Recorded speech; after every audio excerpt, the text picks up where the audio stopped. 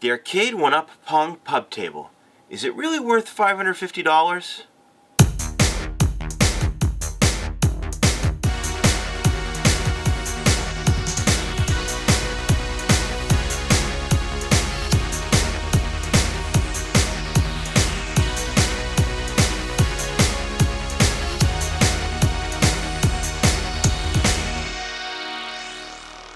Welcome to Retro Games Revisited, the show that takes a personal look through vintage gaming.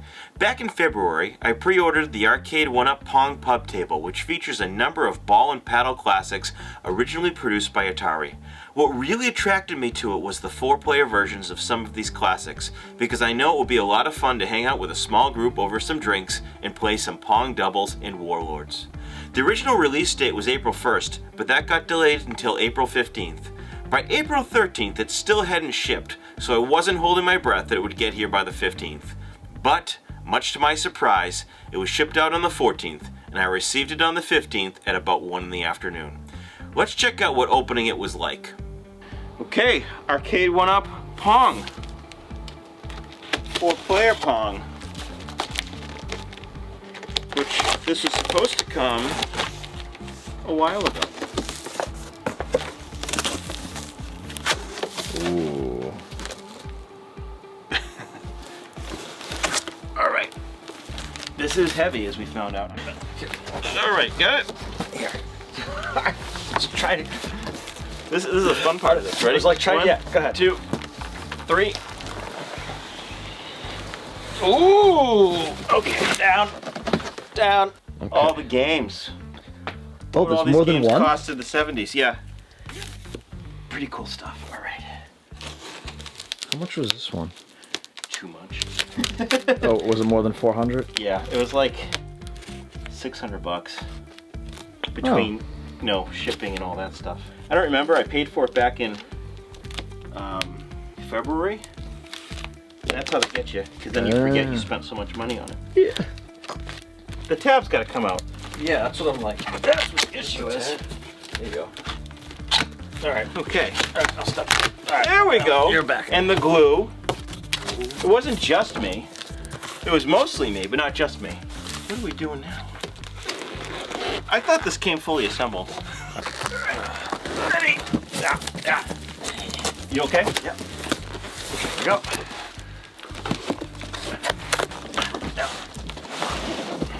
Alright. There's still some in there. Yep. Ooh, it looks cool. Hopefully there's like a manual in here somewhere. This is my first Arcade1Up anything. A lot of people are into the whole Arcade1Up mini arcade. Yeah, people have whole thing. collections. And that's cool. I like it because it's as cool as the old cabinets are. They take up a lot of room. Yeah, but they're tiny. They are tiny. And yeah, I don't have space down here. Most people wouldn't. But you're putting it on a riser and you're playing it with like a teeny tiny screen, and I guess that's a teeny tiny screen, so that's cool. That's fine. I mean, that's probably about the size of the original Pong screens. Nick, have you ever seen an original Pong unit? Because you don't really go to arcades and see them anywhere. Actually, no, I never thought of that. Fun Spot has a couple of them. It looks to me like one of the originals because it's just called Pong. And the other is a Pong doubles. The original one never seems to be working, but they'll usually have it on.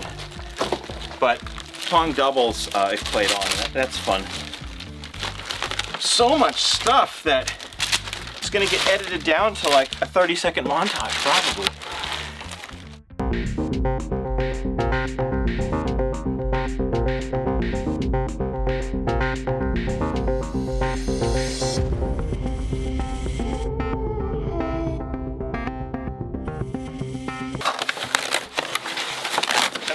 At some point with any opening of anything, I get to the ripping open stage. We are at the ripping open stage. I do like the 70s colors. It reminds me of like Caldors or something. The assembly was pretty easy and straightforward, except for trying to squeeze in a rubber band-like piece into a ridge for the monitor to rest on. I couldn't get it to sit quite right, and with the screen on it, it made it uneven. It didn't really seem necessary and isn't visible, so I ended up just removing it. Forget this thing. After assembling everything else, I plugged in the power, turned it on for the first time, and everything worked perfectly, loading in a screen where there were a bunch of games to select from. I started with Tempest because I know that's a one-player game that I've enjoyed playing in the arcade. And even though it doesn't have a vector display, it is a faithful reproduction of the game.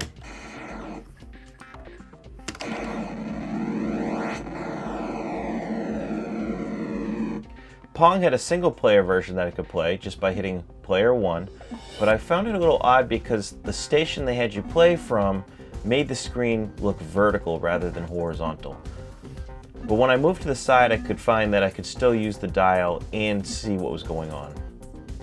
The game I was most excited to try was Warlords. It accommodates up to 4 players, or you can play against the computer, and basically you are trying to shoot this fireball across the screen to destroy the other castles while protecting your own castle. This will be a lot of fun with 4 people. So all in all, is it really worth $550? Let's talk about the positives. To my knowledge, there are no other legal pub tables like this with 4 players and paddle games. And even though constructing a homemade one is possible, I'm in no way handy enough to do it on my own. It features faithful recreations of the games, and there is an adequate amount of space between each of the 4 players to avoid feeling crowded. It also has good sound quality, which pleasantly surprised me. And there are a good selection of games, some of which have many variations. It was also great to have a one-player version of Pong, which I don't think was originally available in the arcade. The construction didn't take long, and other than unboxing it, I was able to assemble it completely by myself. I'm sure it took me a bit longer than it would take most other people, as I'm not the best at assembling IKEA-type projects, and I've never put together an Arcade1Up machine before, but for someone who is more handy, it shouldn't take long at all. And now let's talk about some of the negatives. I would have liked to have had more games that used the spinner, like Atari's Lunar Lander, just to have some more one-player variety. And there are some minor screen issues on Pong, depending on where the ball bounces on the screen. Since they went through the trouble of adding a one-player version to the game, I would have liked for this to have been corrected. My guess is that in the original hardware version of the game, this still occurred, but it would not have been visible on the edge of a CRT screen, where they are clearly visible on an LED. Also, the layout for Pong is a little strange. Initially I thought it should be played from the first and second player's positions, but really both players should move around to the same side of the table, basically here, so that the screen is wider than it is longer. If one player is left-handed and the other is right-handed, then they should be able to play on those corresponding spinners, but if not, it's still possible to play with 2 right-handed or 2 left-handed people, even if it's just a little bit awkward. I can live with all of those minor issues, but the biggest negative for me is that there is no plexiglass or other protection for the top of the machine. When I heard pub table, I was thinking that it would be a great machine to rest a few drinks on while playing, just like the cocktail arcade machines. But since there is nothing protecting the wood, I'd be afraid what would happen if a drink spilled. Not to mention the rings that would be left behind on the particle board if a coaster wasn't used. So here's the big question. Is it really worth $550? I think $550 is a bit steep for what you're getting, as it comes at a higher price than a lot of other Arcade1Up machines. And sure, it does allow for more players to sit around the table, and it is larger than other Arcade1Up offerings. But for me, the deal breaker is the lack of protection on the top, especially at this price point. I think if it were around $400, I would have expected what I ended up getting. I'm probably not going to return it because of the effort in repacking this and whatever return shipping and restocking fees I probably would be charged, so I'm going to make the best of this. So I plan to figure out some type of plexiglass solution so that it can be used the way that I intended, which is in a home pub, as a pub table, with a few drinks on top of it. Thanks for watching, and if you have any questions about this machine or my review, please leave them in the comments and I'll be happy to answer them. And if you're new to this channel, I would love for you to consider hitting the like button if you enjoyed what you saw, and subscribing to keep up to date on all my content. I've done a few reviews on Intellivision games in the system, with some more to come soon, and will eventually get into some of my other favorite systems, including the Nintendo and Super Nintendo. Thank you, and take care.